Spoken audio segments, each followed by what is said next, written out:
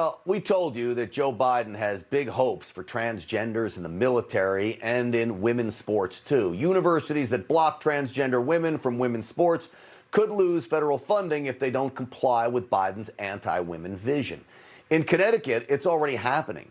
Since 2017, Connecticut's athletic conference has allowed biological males to compete in girls' and women's sports if they identify as a female. This is insanity. And because of this, two male athletes who identify as female are dominating the field, winning 15 women's track championships since 2017. You're watching it go down right there on your screen. Those titles were held by 9 different Connecticut girls the year before. And because of these policies, girls have lost more than 85 opportunities to participate in higher levels of competition. And those two males now hold 17 records that females have little hope of breaking. But what if they ran against boys, as other high school boys? Well, they don't even rank in the top 100. So they go and try to race against women. Last year, the Alliance Defending Freedom filed suit against the Connecticut Athletic Conference on behalf of 3 female athletes to restore fairness to women's sports in Connecticut. Joining me now are 2 of those students filing suit, Alana Smith and Selena Soul, all joining us. Their attorney, Christina Holcomb. Welcome to all of you. Thank you, ladies, for coming on the show tonight. Thank you. Thank you for having us. Thank you. So, Christina, can I ask you, are there other young ladies out there that maybe can join in with this suit? Because I'm fearing that this is going to spread not just from Connecticut, but really across the country. And your fear is well justified because President Biden has issued an executive order that essentially takes the Connecticut policy and nationalizes it, makes it the law of the land.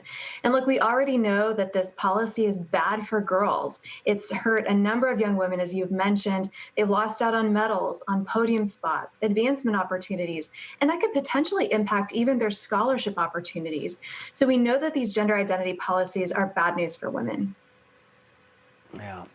Alana, what's this been like for you? I know I played football in high school and college. I know how hard student athletes work to succeed. I mean, I hate to say it, but against these 2 men, you don't have a chance of winning, do you, Alana? No, and it's been really disappointing to know who's going to win the race before it even begins because we train every day just to take off a second from our time, and we're not getting the spot that we rightly deserve. Selena, has it cost you moving forward to other competitions? I lost out on the opportunity to qualify to the regional New England meet because I was beaten by 2 biological boys. And if they were not there, then I would have moved on to the regional meet and I would have been able to possibly improve my time and show off my talents to college coaches. Alana, when you look at what's happened here, are the other student athletes, the females that you race against, are they as upset about this as you 2 are? Yes, a lot of them are, but some of them are just nervous to stand up. So I'm hoping that when they see me and Selena and Chelsea standing up, it'll help them want to stand up too so that our sport can be fair again. Yeah, well, certainly, Christina, with the heightened partisan politics world we live in today, it takes guts to stand up for something like this. But where's the suit going now in Connecticut? And what's your chance of barring these men from running against girls? Well, the lawsuit proceeds forward, and we're optimistic that ultimately we will be able to restore a fair playing field to women's sports.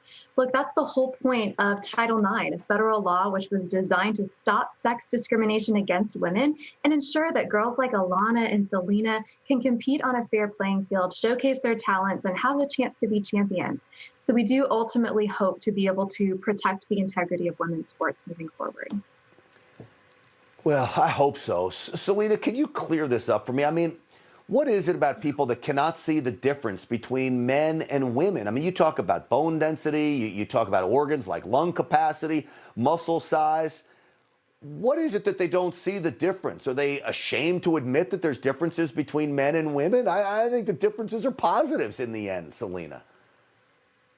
There are indeed great biological differences between a man and a woman's body, and that's why the sports have always been segregated, and that's why Title IX was enacted in the 70s to give women that chance to compete because they didn't have it before. Have you faced any persecution for coming out like this, Selena, and standing up for what you believe in? I have gotten a lot of hate, and I've been called transphobic. I've been called a bigot.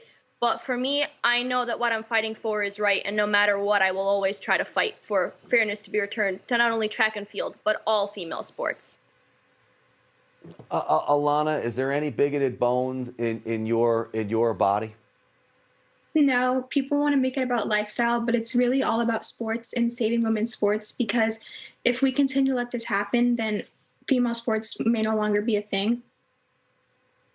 Yeah. Christina, what are you telling other girls out there that are facing the same situation in other states? I mean, I know Montana and Idaho are now looking at laws to stop this from happening in those states. But what do you tell other young women that face this same fate? I'm telling them to stand up and speak out, because courage begets courage.